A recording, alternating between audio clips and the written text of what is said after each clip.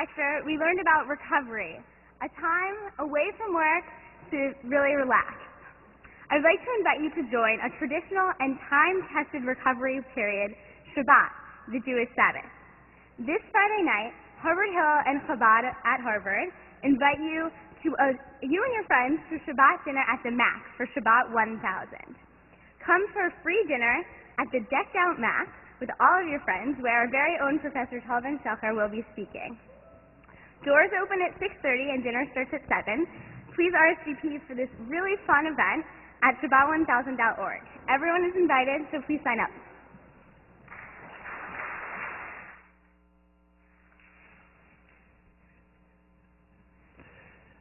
Hi, good morning. I was also asked to announce on behalf of the women's softball team.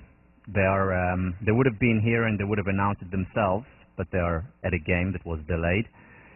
There's a game this Sunday and Saturday and Sunday, and also for the men's baseball team.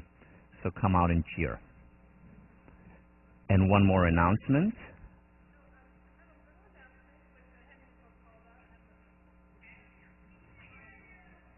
They can't hear. Sorry? Yeah? Yeah? So I just noticed, Lana, we have the date for the final, which is Sunday, grade so, but it's going to be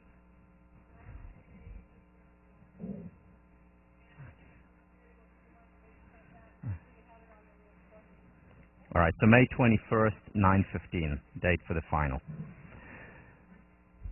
Hope you can make it.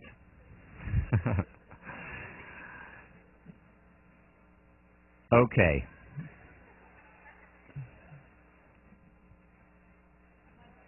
It's a Monday. All right, so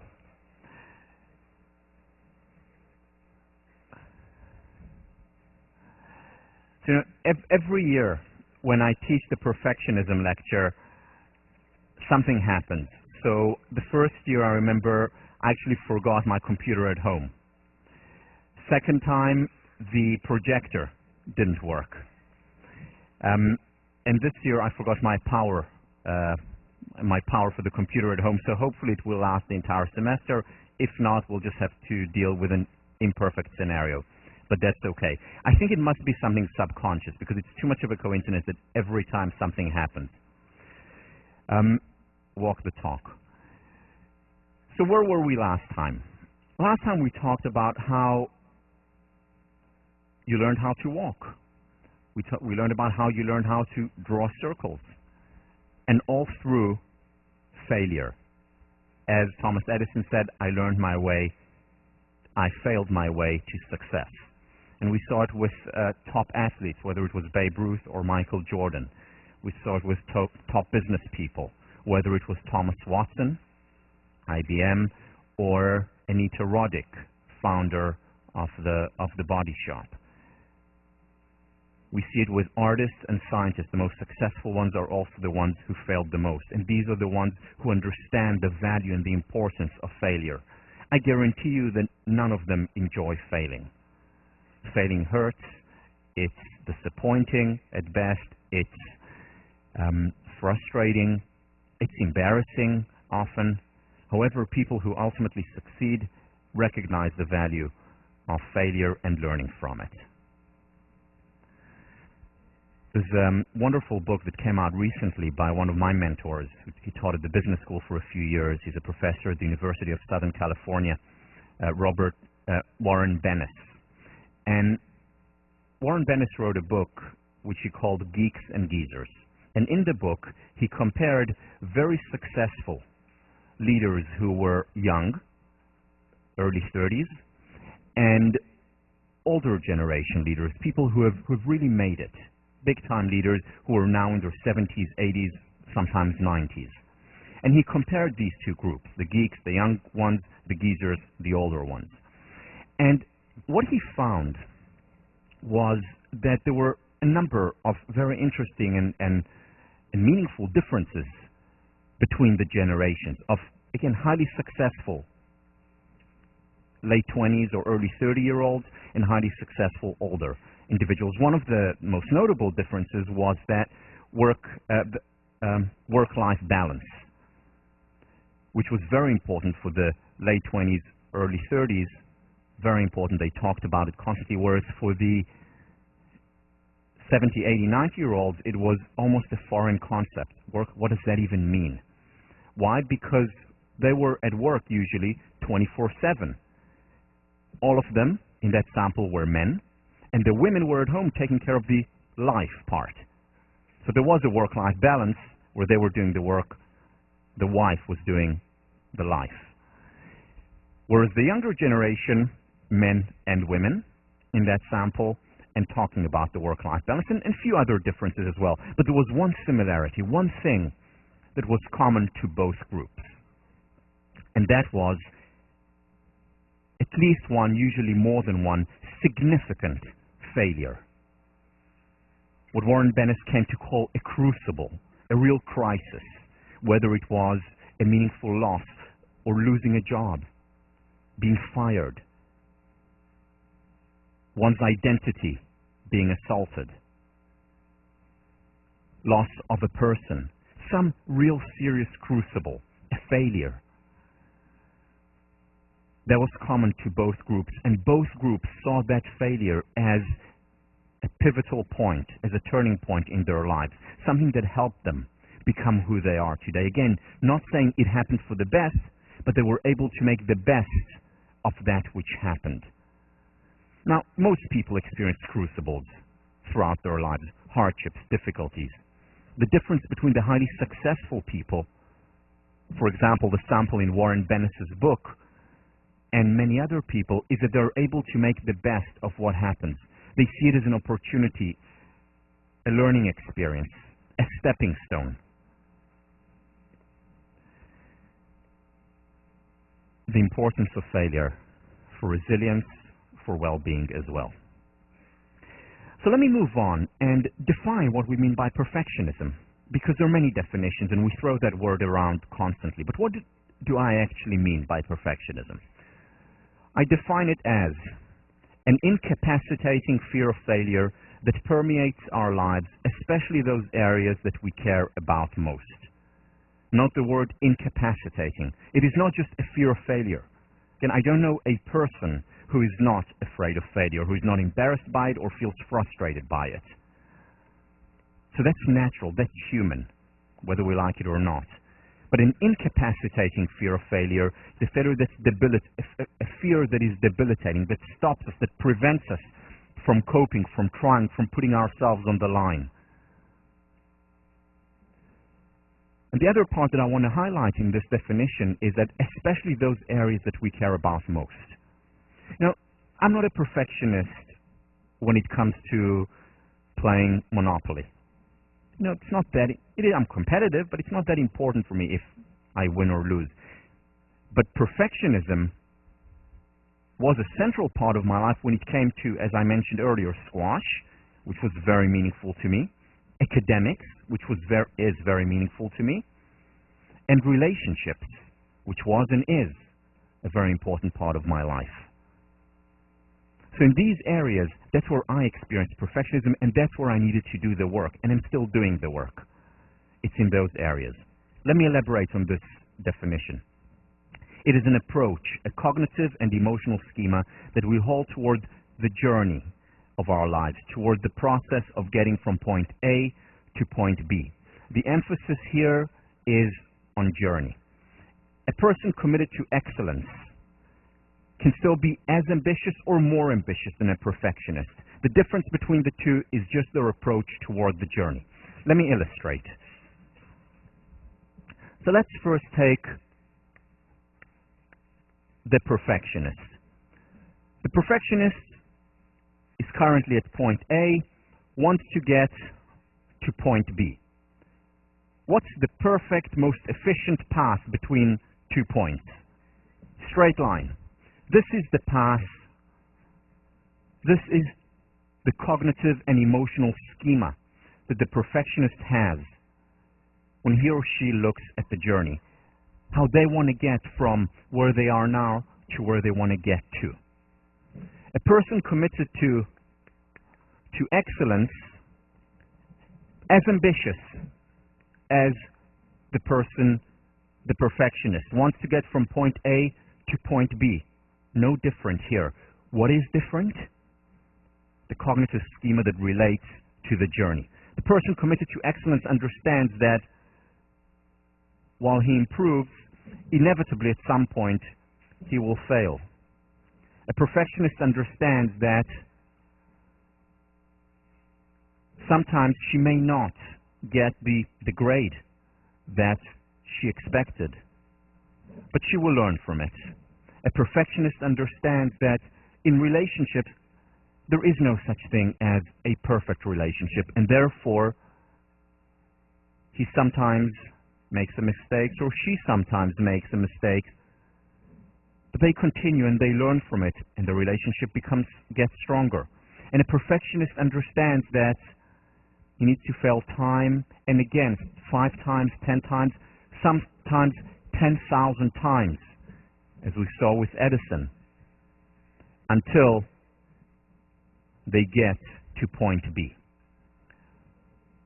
As ambitious, but the schema is very different. You have to draw many failed circles before you get to that ideal circle that Vincent drew last time.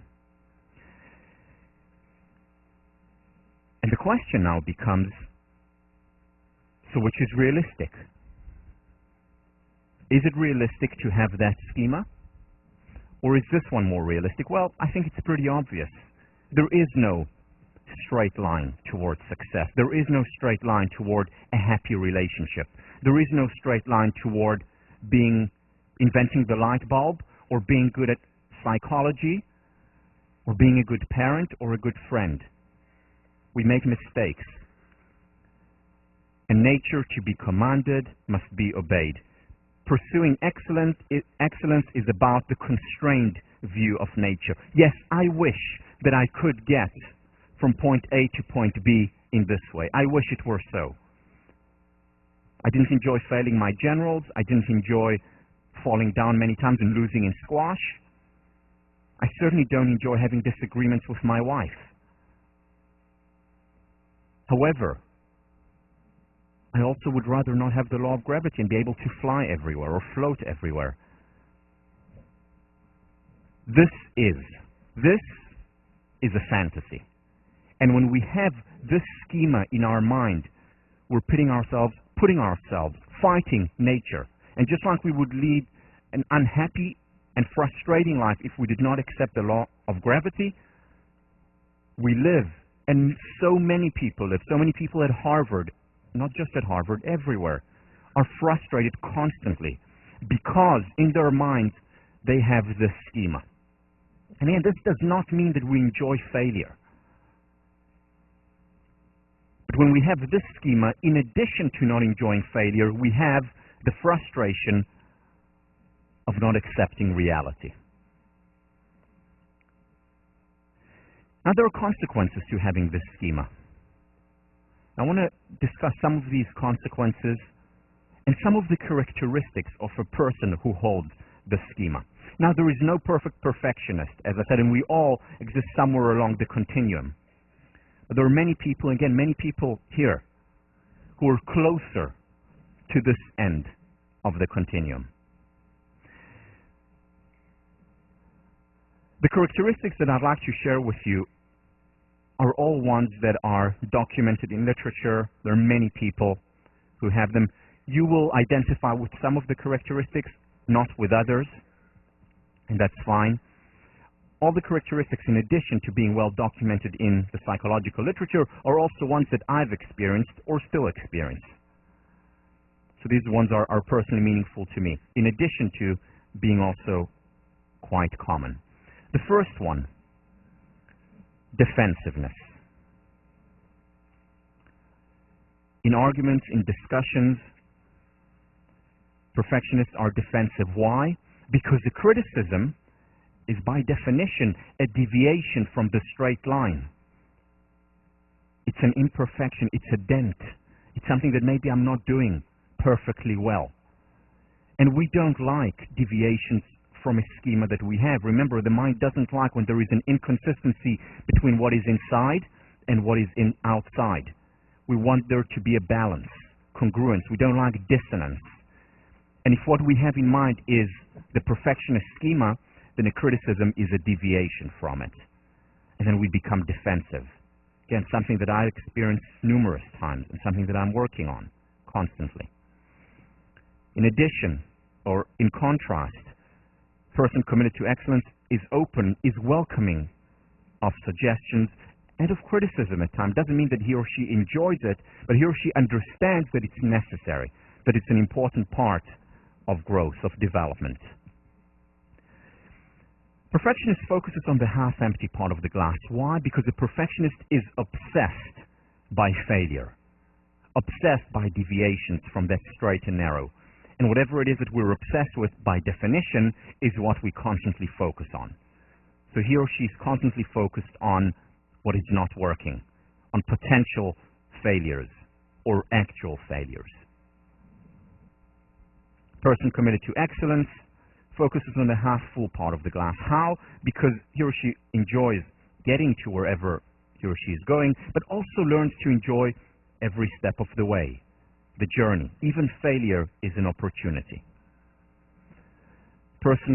A perfectionist overgeneralizes, catastrophizes. It's all or nothing. Either I'm perfect or I'm a failure. And we'll see the consequences in a minute of this all or nothing approach. Versus realistic. Again, realizing what reality looks like, what progress, in essence, looks like. For a perfectionist, there is no self-acceptance. A person committed to excellence, there is acceptance, first of all, of reality as comprising spirals rather than a straight line, acceptance of personal failure, and acceptance of the self as a whole. Perfectionist, there is one way, and that's the highway. It is static. There is no improvisation. There is no deviation. There is no trial and error. There is just one way, in contrast to having a much more dynamic, flexible process and journey, with much more spontaneity, which manifests itself, of course, in behaviors. A perfectionist is terrified of failure, terrified that failure from within, that he or she perceives themselves as failures, but also that others see him or her as a failure, keeping that facade, that image of impregnability, of perfection. Versus failure as feedback. Again, not enjoying failure. I haven't met a person who does enjoy failing, but seeing it more as feedback, as a growth opportunity. A perfectionist, it's all about getting here. That's what it's about. This is a means toward an end. Tangential, something that is not important other than taking me from here to here. Whereas for a person committed to excellence, the journey is as much part of success as the destination. Now, there are numerous consequences to this distinction, to holding one schema versus the other. Here are some of them. The first one is that a perfectionist experiences only, at best, temporary relief. So yes, there is constant pressure, but when he or she gets to point B, then they feel relieved. This is essentially the consummate rat racer.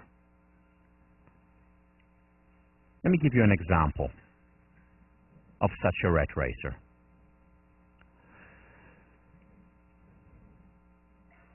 The person, let's call him X, goes to school, goes to elementary school.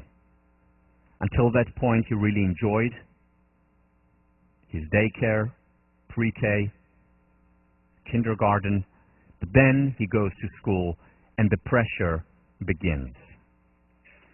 Because he begins to understand that he really needs to work very hard and do extremely well if he is to get into a good middle school. Because the middle school that his parents want him to go to is very competitive, very tough to get into. And he did get into a very good elementary school, but now he has to do the same for middle school. So the pressure mounts. And he doesn't really enjoy school. But then he experiences relief when the holidays come, when they go on a family vacation, or when the exams end and he can play with his friends without thinking of the next test. He goes through school not really liking it, experiencing more a series of reliefs rather than passion and love of learning, which he did experience when he was in kindergarten, but no more. And then he gets into his dream middle school, the middle school that he was meant to go to all along. He makes it, and he feels wonderful and great and terrific for 2 weeks, because he now needs to start thinking about the high school of his dreams. Why? Because that high school is a feeder school for the top colleges in the country, and he really wants to get into one of those. So he really struggles and works hard in middle school, doesn't really enjoy his work, but he makes it and he gets into his dream high school, and he is ecstatic, happier than he'd ever been before, because here he is among the smartest kids in the country. Very difficult to get into the school, but he makes it. And there he starts to learn, and he's happy for about a week, and then the pressure mounts because it is a very competitive school. And he has to join 2 varsity sports and 3 student organizations because he has to pad to build his resume so that he gets in to his dream college. And he struggles, and it's not fun, but he says to himself, this is just temporary. It's only pain now because later there will be gain once I get into my top college. And he applies, and on April 2nd, there is an envelope that arrives, and the envelope is large, and he opens it up, and he gets in. And he is ecstatic, happier even than he was when he got to his dream high school. And he says, now finally I can let go, now finally I can relax, because I'm already made. I'm in this top college, and I'm set for life. And he really enjoys the rest of senior year and the holiday. And then freshman week comes, and he is ecstatic, Mr. X. But then after that week, the pressure mounts again, because very soon there are midterms, and very soon there is competition, and everyone is working as hard as he did. And he has to work really hard because he wants to get his dream job. And then he gets his ideal internship during freshman summer. And the pressure continues. There are reliefs, there are fun periods, and these are periods when the exam is just over or when break is coming up or during break. But then again, the pressure mounts. He doesn't really understand why he's not happy, because this was where he really wanted to be, really, really wanted to be, more than any other place. But he says, okay, once I get that job, then I'll be set. Why? Because that job will really get me into the top business school, will really differentiate me from all the other 1,600 students who will graduate with me. So he works hard, still builds his resume. He's a member of 3 student organizations, president of 2. JV in 2 sports and varsity in 1, plus taking 5 and sometimes 6 courses a semester.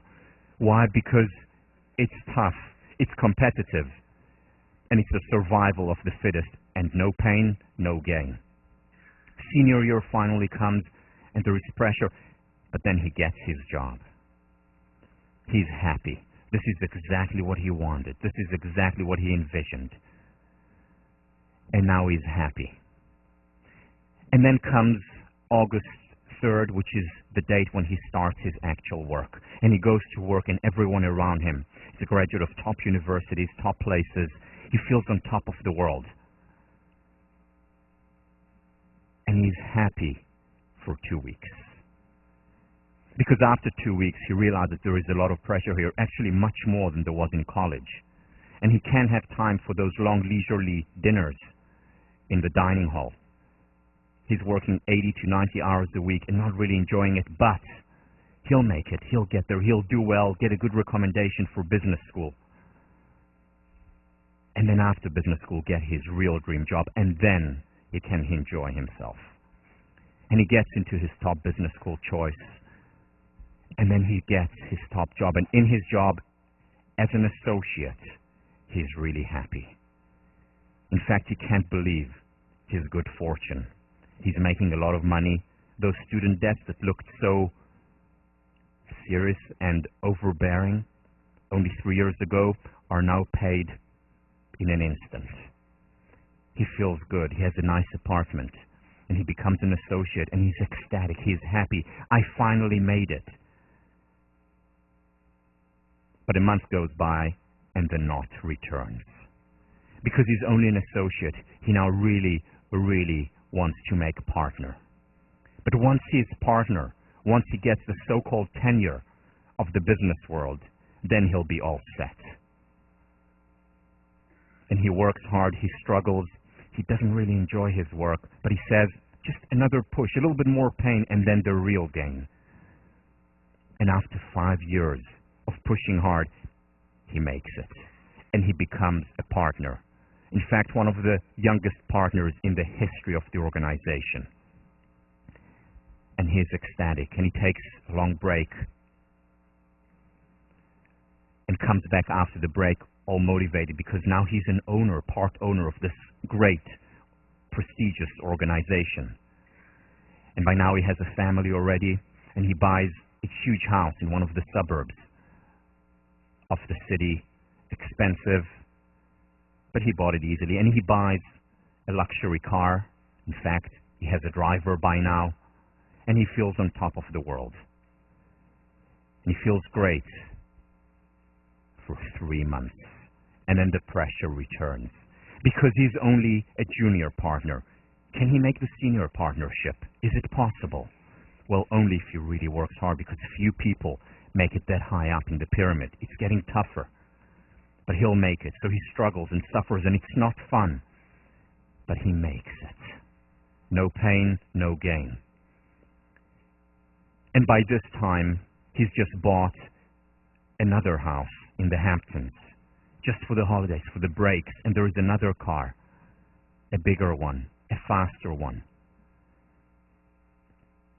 And now he says, I can finally relax. And he does relax for 2.5 months. And then the pressure returns, because he's a senior partner, but there is only one managing director.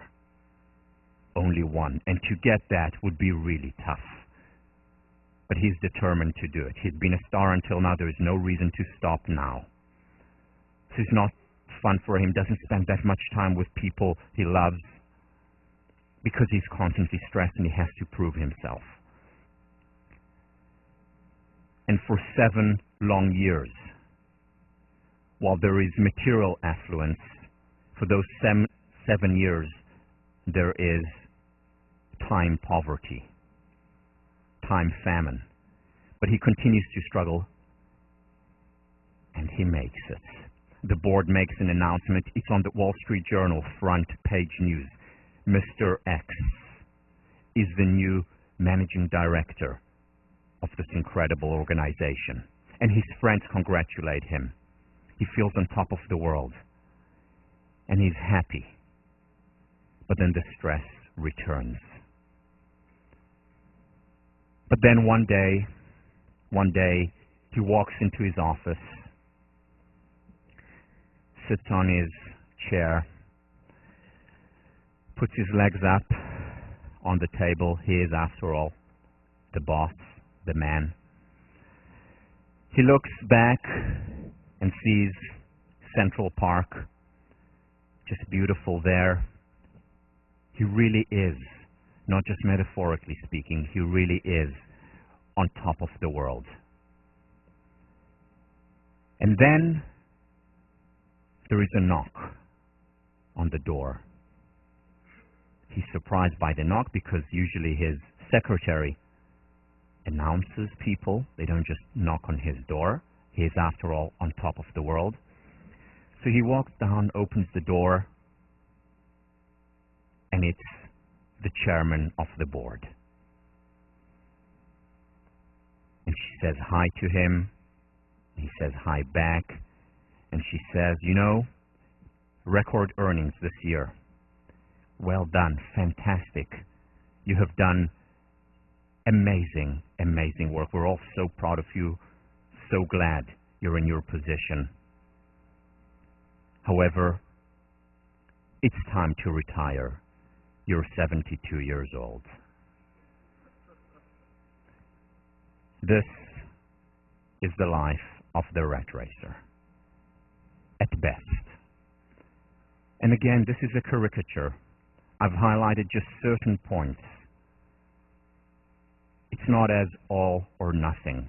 However, in essence, this is the life of the rat racer, about getting from point A to point B and then feeling relief for 2 weeks or a month.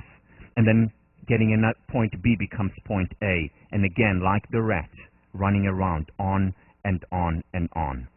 And you need to ask yourselves now, because if not now, then when? You need to ask yourselves now, what kind of life do I want for myself? I gave the example of business. It applies as much to any other domain, whether you are or want to become a medical doctor and going on and feeling pressure to get into the best schools, into the best department, the best internship, the highest position, and on, or whether you are working for a not-for-profit organization, or whether you're in academia or a lawyer, it doesn't matter. Just fill in the blank of Mr. X in which area. It applies to any place. And the question is, what kind of life do I want for myself? And remember, the most important thing, a person committed to excellence does not give up on being ambitious. However, a person committed to excellence does not also give up on the journey.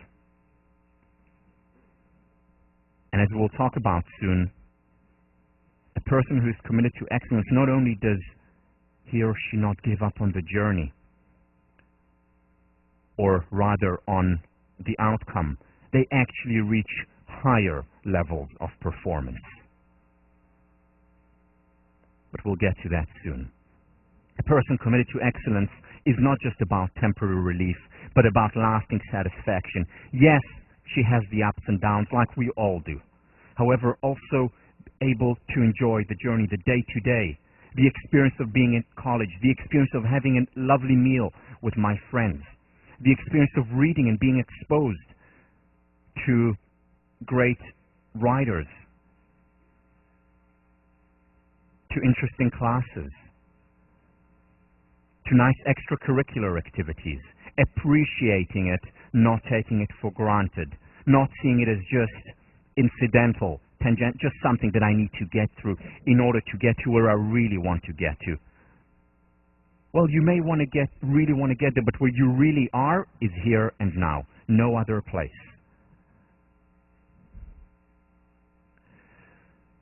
No, I haven't met, maybe you have, but I haven't met the perfect person. I don't think that person exists. In other words, if there is no perfect person, for every person there is inevitable failure. And a perfectionist who is obsessed with failure just focuses on that. Whereas a person committed to excellence, there is possibility of success every step of the way, even in failure. A perfectionist very often wastes time, has to read every word, every I has to be dotted, every T crossed. It's all or nothing. Either I hand in a perfect paper or I don't hand in a paper at all. Either it's a straight A or I'm a failure. All or nothing. And sometimes that's appropriate. And that's what a person committed to excellence does. Understand when, for example, if you're a surgeon, you want to have the perfect operation, and you don't want to say, well, it's okay if I'm 80% right about where exactly to cut. Yeah, there are places where you want the perfectionism. But in many other areas in our lives, it's not necessary, and it hurts us. A perfectionist is very often prone to disorders, and I mean disorders of numerous types, including, for example, eating disorders. So let me give you a personal example. So when I was playing squash, and when I was playing full-time, I had to really take care of my diet. Eat healthfully, eat well. But there was a problem, there was a real challenge in my life, and that challenge was my mother, who is the perfect cook. And her cakes are outstanding. So here is a common scenario that I encountered growing up. Tough childhood. I would come home after squash practice, open the fridge, starving, and there was a large piece of cake. Not the whole cake, but a quarter cake, very large, so inviting, so alluring, and I know from past experiences, so delicious. I look at it, and then I close the fridge because I can't have it. I'm in the middle of training for an important tournament. But 3 minutes later, I go to the fridge again, just to make sure it's still there. Why? Those of you who know my brother understand why. My brother is much bigger than I am, and he likes my mom's cooking no less than I do. So I was just making sure that it was still there, and it was. And then 10 minutes later, I had to go back because my brother had just disappeared from my eyes for a few minutes, and I thought he went to the fridge. So I opened the fridge again, and it was still there. So I was relieved. And then, about 5 minutes later, I had to go back to the fridge. I opened the door, and 2 minutes later, there was no cake.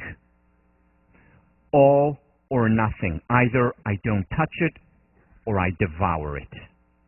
This is the schema that a perfectionist has. It's not, okay, let me have a slice of it. It's nothing or all. And this is the schema that perfectionists have. Either I'm a supermodel or I'm overweight. All or nothing. And that's destructive, and that hurts us so much on so many levels. As opposed to the healthy approach. Okay, so I'll have a slice. So I'll have a little bit. Okay, so I gained a couple of pounds. Big deal. I'm human. I'm not a machine. I'm not a Barbie. Or Ken.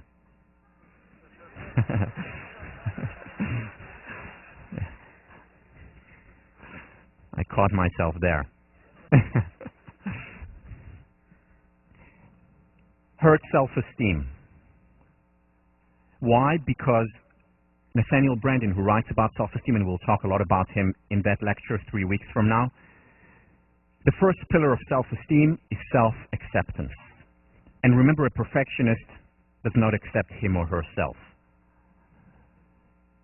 Second, the reason why it hurts self-esteem, remember, there is constant, inevitable failure for a perfectionist because there is no perfect person. And if I constantly fail or constantly perceive myself as a failure, am I going to have high self-esteem? Of course not. It also hurts self-esteem because a perfectionist is less likely to try, less likely to put him or herself on the line. And the price that I pay for that when I don't try is lower levels of self-esteem. Remember, self-perception theory. Versus ongoing continuous improvement. Not a straight line, but a spiral that goes up and up. Perfectionism harms relationships. Again, I just look back and from this perspective, it's hard for me to fathom the kind of mistakes that I have made in relationships based on perfectionism. Why? First of all, defensiveness. It is very difficult to form intimacy with someone when I'm constantly on the defensive, when I can't accept or do something, at the very least, with criticisms. What kind of intimacy is possible there? The other reason why it harms relationships is that very often we mirror, our approach to the world mirrors our approach toward ourselves. So if I'm a perfectionist and expect perfectionism, a straight line for myself, I will expect the same from others, whether it's my partner, whether it's later on my children or friends. And now, as we, I think, established before, there is no perfect person. Now, it may seem perfect when we first meet, and during the honeymoon phase, it is perfect. He or she is perfect. But beyond that, suddenly, we begin to identify flaws. Hey, that's not the person I thought I got together with initially. Yes, of course it's not, if what I expected is Barbie or Ken. A straight line. But it's a human being. And if I expect perfectionism from the other, I will inevitably be disappointed. And that leads to frustration, lack of acceptance toward the partner, and very often, usually harms the relationship. Versus ongoing growth of the relationship. As we'll talk about when we talk about relationships, the ideal relationship is not a relationship that's devoid of failure, that's devoid of disagreements. The ideal relationship is one where there is mostly good stuff, but there is also disagreements, disappointments, fights. That's actually healthy. It helps the relationship become stronger over time. The issue is of degree. How much positive versus negative do you have in the relationship? The issue is not of having only positives and no negatives. That's not a healthy relationship. That's a relationship where there is a lot of suppression and repression at best. Perfectionism leads to anxiety, leads to stress. There's always the fear of failure versus excitement, what Peter Senge calls creative tension. But what about performance? What about the no pain, no gain mantra that's drilled into our minds constantly? I mean, we know, self-evident, that we need to work hard in order to succeed. So shouldn't I be a perfectionist? And one of the main reasons why people don't give up the schema is because they think this is the fastest way, most efficient way to success. But it turns out that that's not the case. That actually, the person committed to excellence is more successful in the long run. And there's a lot of research that illustrates this. Let me share some of it, or some of the reasons. Now, less pain, more gain, first of all, in the ultimate currency, the most important currency of happiness. People committed to excellence as opposed to perfectionists are happier. So that's wonderful and that's great. But it's not just in the ultimate currency. It's also in the hard currency, whether it's success at work, whether it's success for athletes, whether it's success in relationships. Why? Various reasons. First of all, person committed to excellence enjoys a much more sustainable approach to growth. Remember the analogy that I used from environmentalism, sustainable growth. It's not about having a sterile environment. It's not about going back to the days of when we lived as hunters and gatherers in caves. It is living in accordance with modern life. It is enjoying modernity and progress, but at the same time not taking too much out of the environment so that it can sustain itself. The same on the individual level. A perfectionist does not enjoy a sustainable approach to growth because there are no places for recovery, no places for deviation. Everything is static, like a machine. As opposed to a person committed to excellence, there are deviations, there are breaks, there are recoveries, much more sustainable versus all or nothing. I got injured. My squash career ended because it was all or nothing. Either I don't train at all or I train like John Khan, the world champion. Also, intrinsic motivation is much higher for people committed to excellence. And when we have intrinsic motivation, we're much more likely to sustain effort over a long period of time than if all the motivation is extrinsic, comes from getting to that next stage, getting those accolades, getting that raise, and so on. Winston Churchill said that perfectionism spells paralysis. When we're so obsessed with failure, we're much less likely to act. One of the primary causes of procrastination is perfectionism, the incapacitating fear of failure. Because if we don't act, we don't fail. Self-esteem, as I mentioned earlier, much higher for a person committed to excellence. And as Nathaniel Branden said, self-concept is destiny. Beliefs become self-fulfilling prophecies. If I believe in myself, if I think that I can succeed, if I have the track record to show that I get up after falling down, I'm much more likely to succeed over time.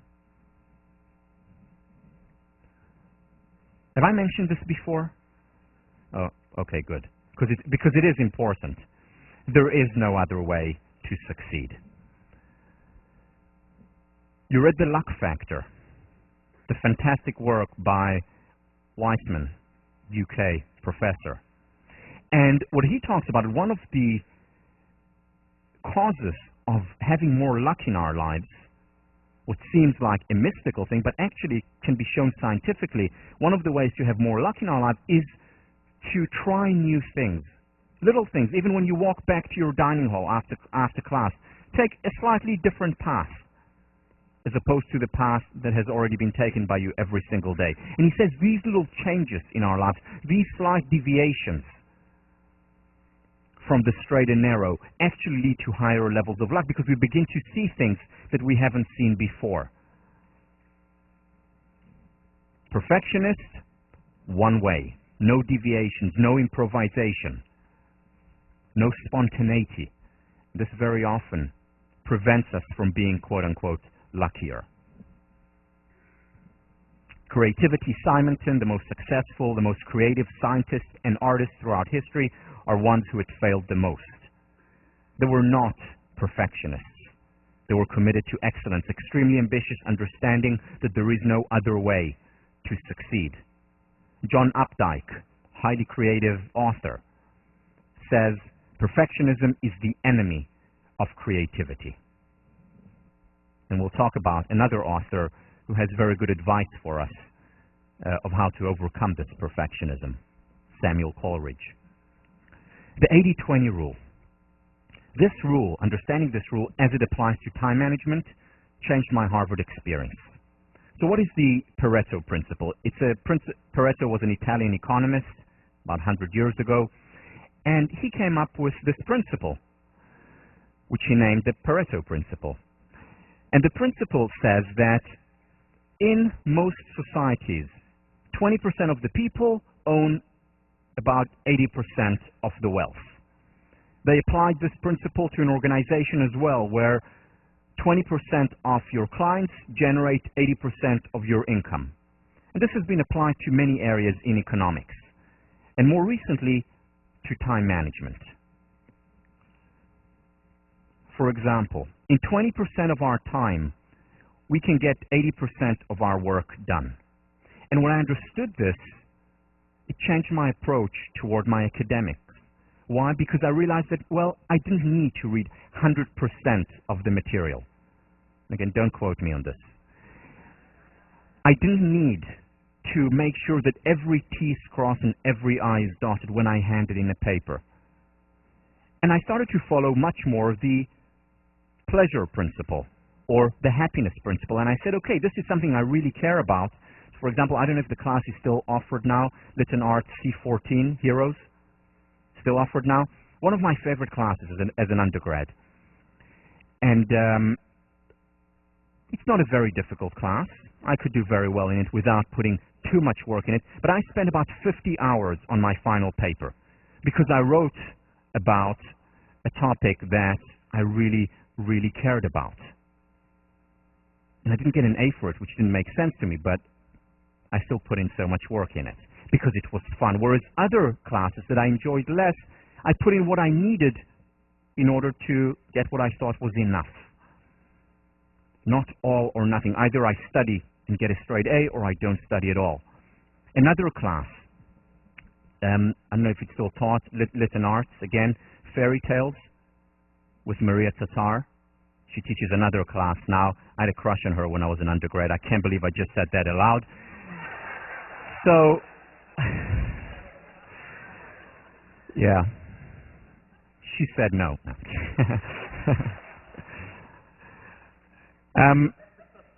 No, I didn't ask her. I didn't. So, also in that class, not a very difficult class, a very enjoyable class on many levels. And again, put in a lot of work into a paper there that, by the way, ultimately became the topic of my dissertation on self-esteem. So again, asking what is most important for me, what do I really care about, as opposed to saying all or nothing. Now, my grades actually did go down slightly as a result, but really very little, because I was employing the 20-80 rule. 20% focus on what's important and got 80% of the work done. And I became so much more successful in other areas of my academic career because suddenly I had more time to play squash and enjoy my squash practice. Suddenly I had more time for socializing, for sitting in Lowell House and having a 2.5-hour dinner starting at 5 p.m. just based on that. Another application of the 80-20 rule. All of us have different times during the day when we're most productive. In fact, in 20% of the day, we get 80%, potentially 80% of our work done, depending on whether we're morning people or night people. There are people who get up in the morning at 6, 7 a.m. and they're ready to go. That's me. I get up early, very easy for me. I just go straight to my computer or to change a diaper. Very early in the morning, first thing, no problem. At night, by 9, 10 p.m., complete zombie. And there are people who are the opposite, can stay up till 2, 3, 4 a.m. in the morning, and that's when they're at their freshest. And by the way, it has to do with our internal biorhythms, internal circadian rhythms. Because there are some people for whom no one is exact, or very few people are exactly 24 hours rhythms. We're usually either somewhere between 23 and 25. So for people whose circadian rhythm is 23 hours, they get very tired at night, but then they wake up very fresh in the morning. Whereas people who are closer to 25 need that extra sleep in the morning. And it's for those people that I have this class at 11:30. I know it's early, but thank you for making the effort. When I got to college, most students were studying late at night. My roommates were studying late at night, starting at about 10 and going to, midnight or 2 a.m. in the morning. And that's where they're most productive. I wasn't. And then I would get up in the morning and I was tired, exhausted, couldn't really focus at night. And when I heard about this productive hour, I changed my day. And I went to sleep early. So when my roommate started to study, I actually went to bed and got up really early when my roommates were still asleep and got my work done early in the morning, and then went to my 11 a.m. class after I'd gotten my work done. And in 3 hours in the morning, I got much more done, more productive, more creative, much better retention than I did late at night. These two things, as I mentioned earlier, really changed my experience here. It's getting so much more in far less time. Not the perfectionist approach, the pursuing excellence approach. You read about Flo, Mihai Csikszentmihalyi, who talked about flow as being peak experience, we enjoy it the most, and peak performance. We perform at our best, defying the no pain, no gain formula. And when do we experience flow? Not when we experience high levels of anxiety, as the perfectionist often does. Not when we're bored, but when it's the optimum levels of arousal, when we're excited. A person committed to excellence is much more likely to experience flow than a person who is constantly afraid of failure, constantly obsessed with failure, constantly thinking about what if I fail.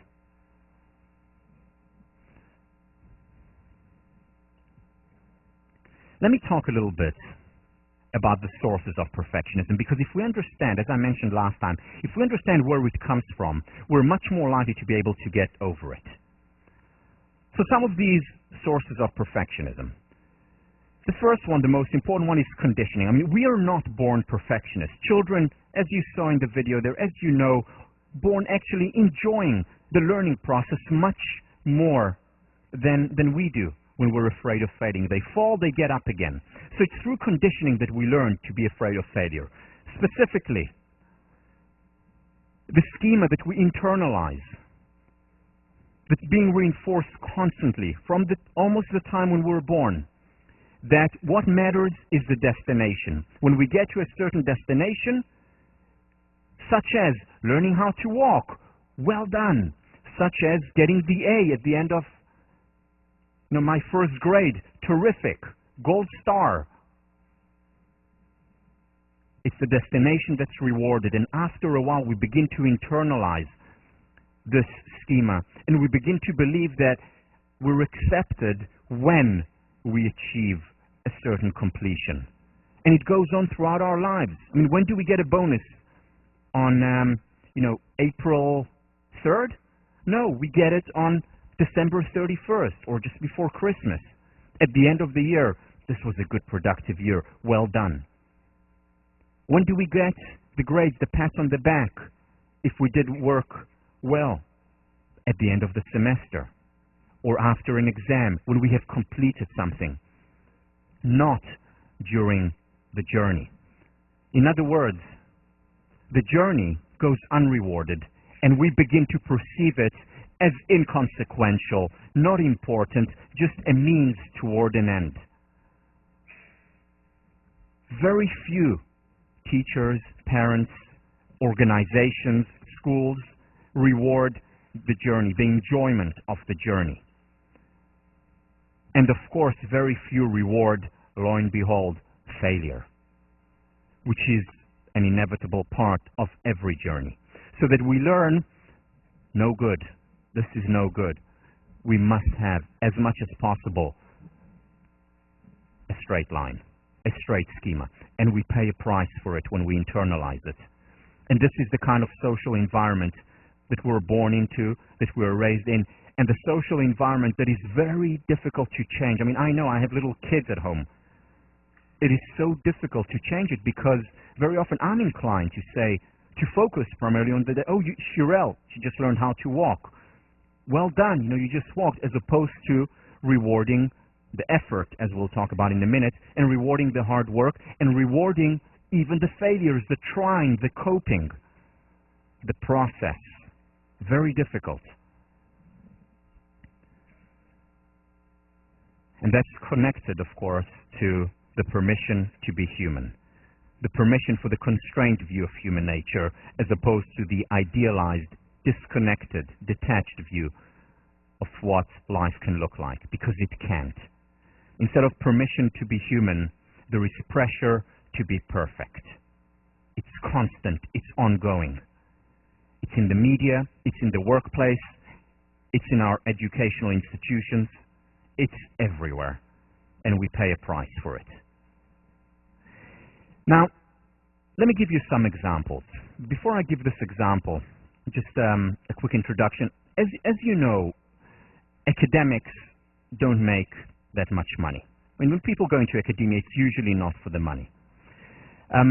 So many academics, myself being no exception, have to supplement their income. So I supplement my income, and I want to share with you something that I do on the side.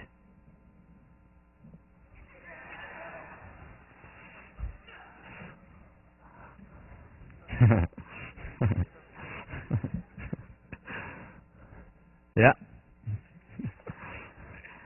My glasses, it's just to hide the the abs. Yeah. So, I mean, is he real?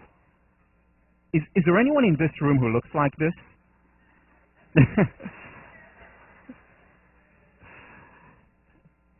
Yeah, I didn't mean for you to answer that question. But, I mean, is this real? Well, partially. A lot of it is photoshopped. But yeah, there are some people who look like this. But what do we see in the magazines? I mean, if you go to the magazine store, the magazines, these are the kind of people who are on the cover. Perfect beings. Even more so, so we have our Kens, even more so with the Barbies. This is Cosmo, 1896.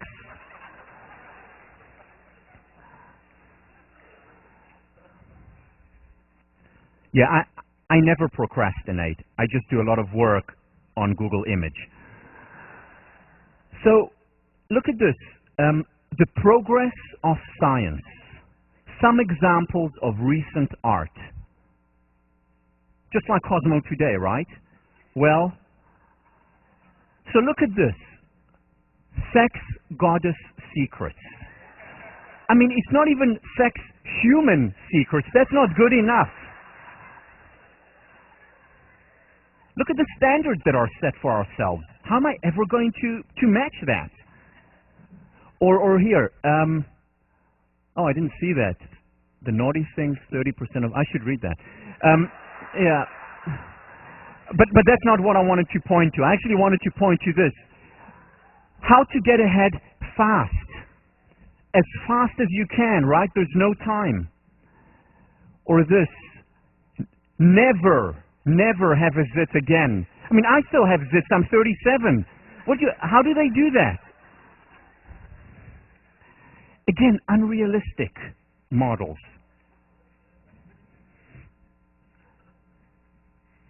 You know, in 1997, when I was living in Singapore, I wanted to bring Nathaniel Brandon to Singapore. Again, he's considered the leading person on self-esteem. His wife, Devers Brandon, has done a lot of work in the area of self-esteem and personal growth. So I wanted to bring them both. So I brought them to consult for the organization where I was working. And I was looking for other ways, because it was very expensive, for other ways of funding that trip. And a close friend of mine, Pat Lee, was working at the time with The Body Shop, and she said, no, this is perfect, because The Body Shop this year, Anita Roddick, whom I mentioned earlier, is interested in self-esteem for women. So why don't we do a project with Devers, Nathaniel, and The Body Shop, a joint venture, and have self-esteem for women in Singapore. I thought it was a great idea. I actually met with Anita Roddick, and we co-sponsored Nathaniel Brandon, and it was a highly successful event. We had 700 seats. Over 1,000 people came. We had to have plasma outside. And in addition, it made a huge stir and really started a movement, or a mini movement, in Singapore, self-esteem for women. As a result of that, Nathaniel Brandon wrote a book called Self-Esteem for Women, because he was blown away with the fascinating stories that were told in this seminar and so on. Anyway, but Anita Roddick has done a lot of work for women and self-esteem. And one of the projects that she did then in 1997, I think most of you were too young to be aware of it, but it was on all Body Shop stores, was one that she based on a doll called Ruby, the alternative to Barbie. And here is what the campaign looked like. Whoops, sorry. There are 3 billion women who don't look like supermodels, and only 8 who do. Or, hey media, where we come from, cultural and physical diversity is the norm. It's called Planet Earth. Very effective campaign, and so important, because what are the models that we have today in our culture? All or nothing. I mean, these pictures, by the way, came together. It's not, I didn't put them together. Either you binge or the alternative. Or what do we get in the movies? I mean, who possibly can live up to the standards of Top Gun, Tom Cruise and Kelly McGillis? The perfect love that they have there. But this is the model that we have, and I'll talk about it when I talk about relationships. Who possibly can sustain, even for 9.5 weeks, let alone a lifetime, the passion in the movies? Impossible standards. Also, self-help books. Think and Grow Rich. Nothing much about this. No, just think, and then you'll be rich. Tens of millions of copies sold from this book. Or here's another book that I found. Now, the book may be great. I haven't read it, I admit. But look at it. Small steps to big happiness now. Again, we can't wait.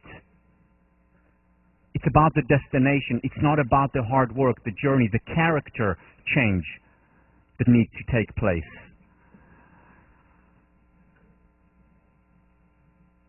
And there is something else. There's something else that leads to perfectionism. And this is research that you've already read about. And this is great work done by Carol Dweck, who's now at Stanford. Here is her study, because you see, what she illustrates is that not all praise is good. Telling a kid you're wonderful, you're terrific, you're great, no matter what, indiscriminately, you're so smart, you're so amazing, my little Einstein, that's not always good. That may be harmful in the long run. And it may create the perfectionism schema. So let me share with you one of her studies. And again, I think you've already read this. So what she did was going to a group of 10-year-olds and randomly divided them into two groups. The first group did a puzzle which they completed successfully, each one individually. And at the end, for each one, when he or she completed the puzzle, she would say, wow, you're so intelligent, so smart. And of course, they felt good about it. Terrific. The second group did the exact same puzzle, succeeded, did well, and at the end of it said, wow, you put so much effort into it. You worked so hard.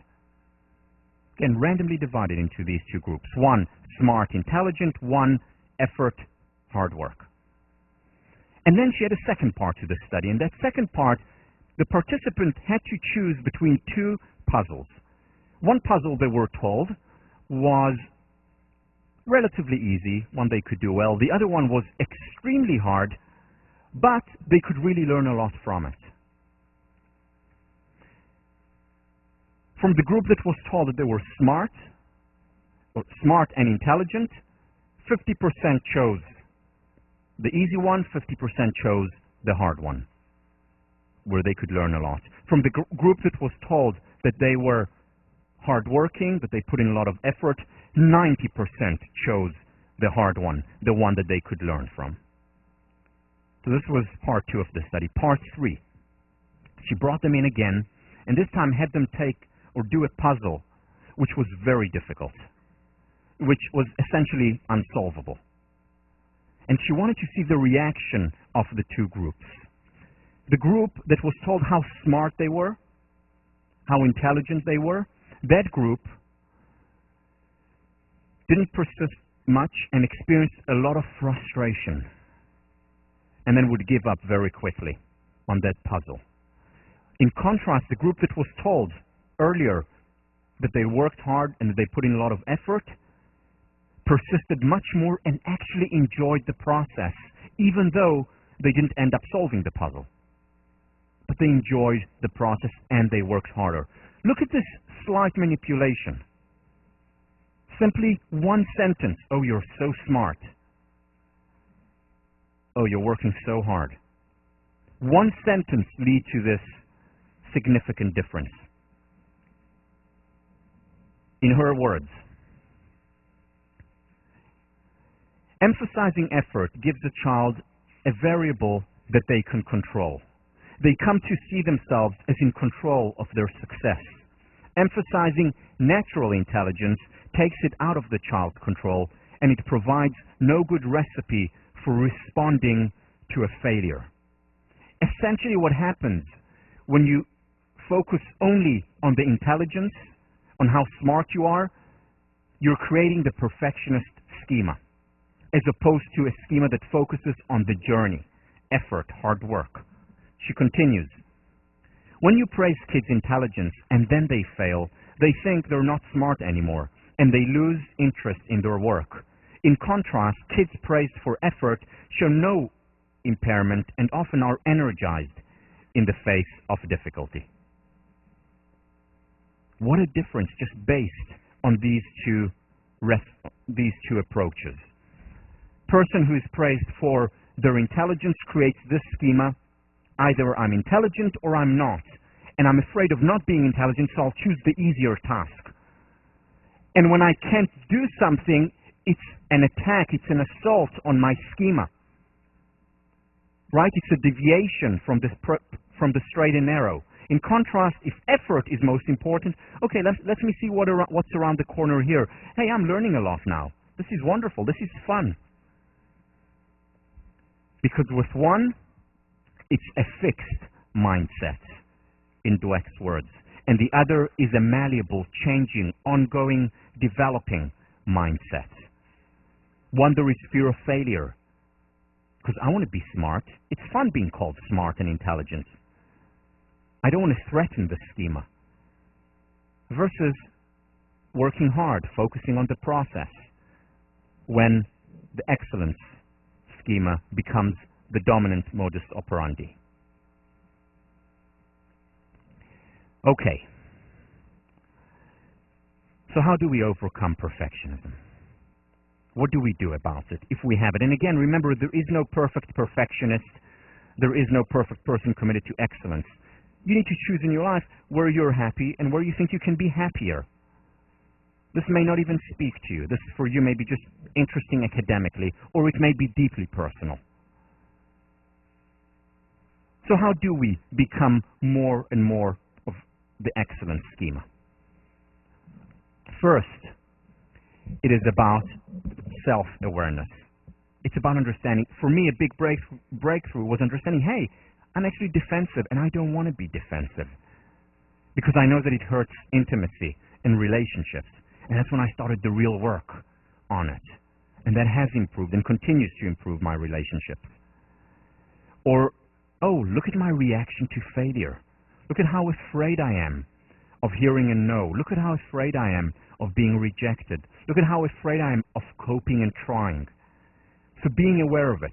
Now, if you want to improve your forehand in tennis, you first need to be aware of what it is that you want to improve.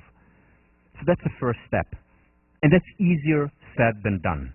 Let me show you a quick example of someone who perhaps is not fully aware of her weaknesses.